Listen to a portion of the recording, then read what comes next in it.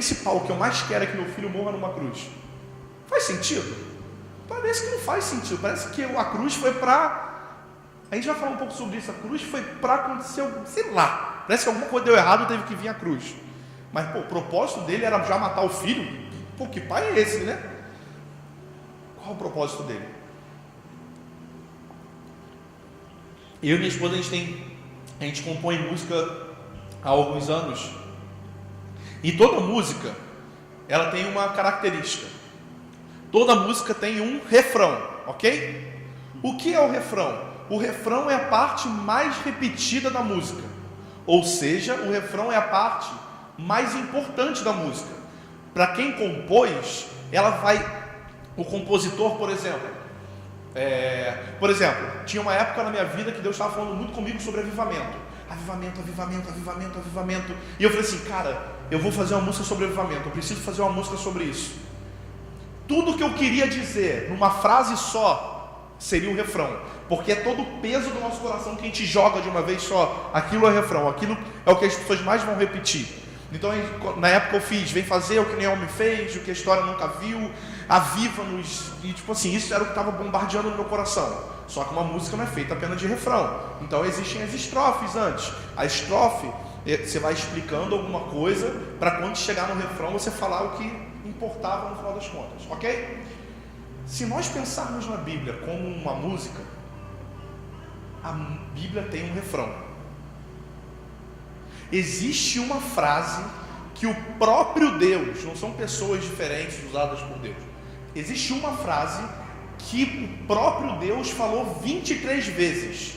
A primeira vez que ele falou essa frase foi em Êxodo, e a última vez que ele falou essa frase foi em Apocalipse. Ou seja, durante praticamente todas as escrituras, em 23 momentos, ele repete a mesma frase. Eu fico pensando, cara, eu acho que isso aí é o refrão do coração dele. Parece que a coisa que ele mais quer é isso. Ele está expressando isso em vários livros da Bíblia. Que frase é essa? Que versículo é esse? E esse eu acho que é o propósito de Deus. A primeira vez que ele fala está lá em Êxodo 6, versículo 7.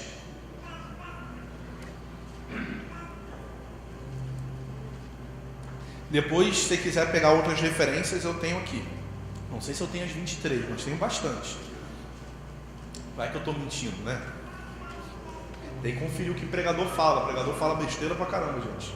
Se você não julgar o negócio, ver se está na Bíblia mesmo. Êxodo 6:7 diz, tá ali. Esse negócio é mó fofoqueiro. Às vezes eu quero fazer um mistério de falar um negócio, e aí o fofoqueiro já botou ali, agora perdeu a graça. Não quero mais falar também. E eu os farei o meu povo, e serei o Deus de vocês. Essa frase, ele fala toda a Bíblia. Fábio, pensei que era um negócio mais, um avivamento, um negócio doido assim. Não. Tudo que ele mais quer, o propósito dele, o alvo dele, é ser totalmente nosso, e que nós sejamos totalmente dele. Pensa, ele criou tudo por causa de mim. O propósito maior dele, que criou todo esse universo, o propósito maior, o que ele mais bate na tecla toda hora falando, é que eu quero ser seu amigo, e eu quero que você seja meu amigo. Eu quero que nós sejamos melhores amigos. Gente, isso é profundo demais. Eu encorajo vocês a pegar só essa primeira frase e meditarem sobre ela durante uma semana. Todo dia, entra lá e fica meditando nisso. Ser totalmente dele. Como que é ser totalmente? Na prática. O que eu posso fazer na minha vida para na prática ser totalmente dele? E ele totalmente nosso, será que ele não é totalmente nosso? Faça pergunta para esse texto. Assim que se medita, você começa a fazer pergunta para o versículo, e Deus começa a te revelar. Isso é profundo demais. Então o propósito dele é que a gente seja totalmente dele, ele totalmente nosso. E como nós podemos realizar esse propósito dele? 3 pontos.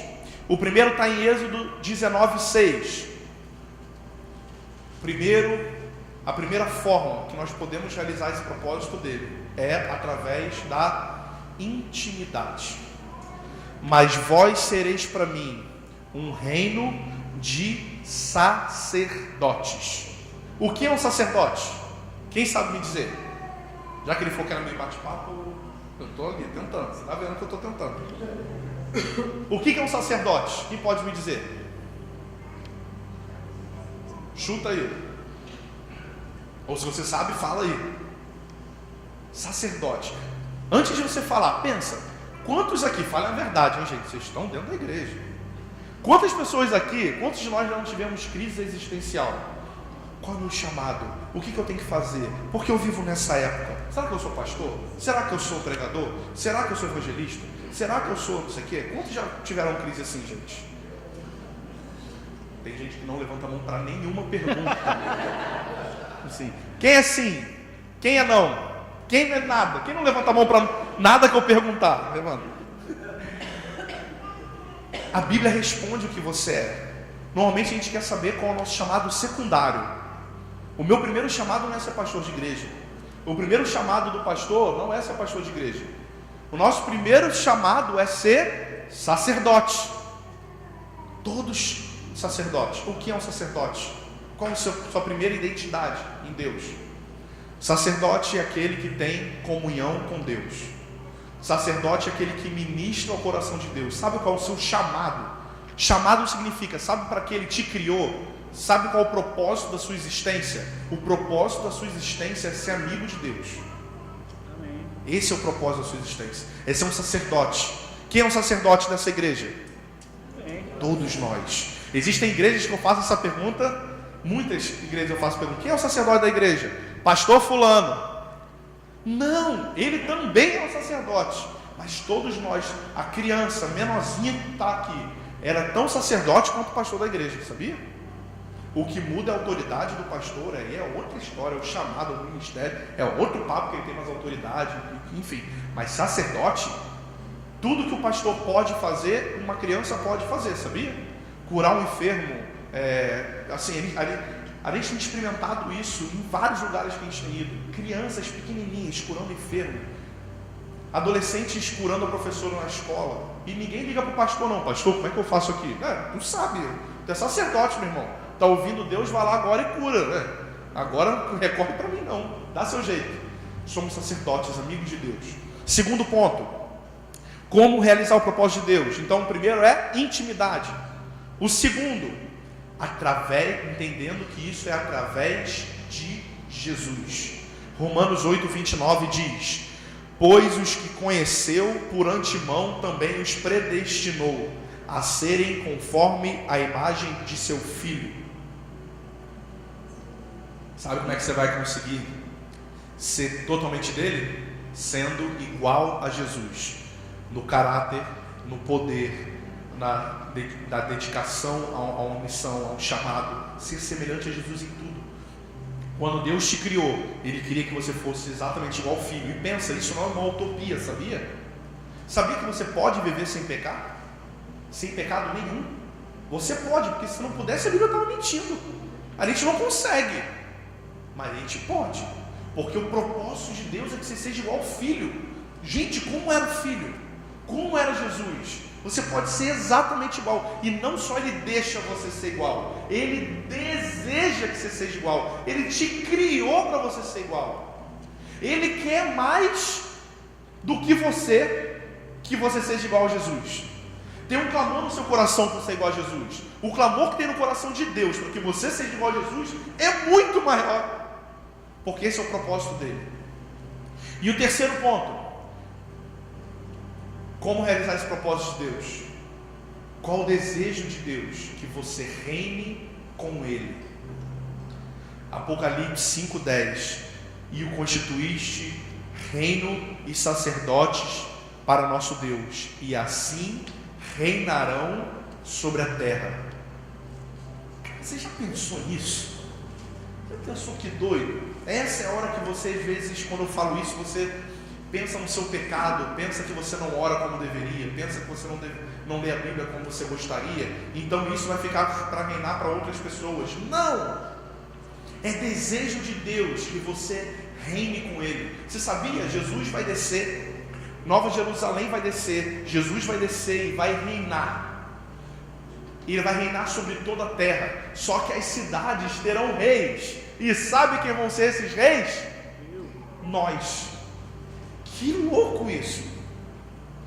E eu não creio que isso é uma linguagem figurada não, gente. Isso é real, está na Bíblia. E isso faz parte do propósito dele. Amém? Então entendemos o propósito dele. Só que tem o seguinte, para ele realizar o propósito dele, ele tem um plano. Ele tem um plano para realizar esse propósito. Propósito então é o alvo. O meu propósito... Chega aí, tá? Fica parado ali. O meu propósito... Esqueci o nome, cara. Felipe. Vamos supor, eu sou Deus. E o meu propósito, ele representa vocês, cada um de nós, ok? Eu sou Deus, cada um de nós, e ali é o propósito. Deus, o propósito de Deus é que o Felipe chegue até o Tailândia. Vai lá.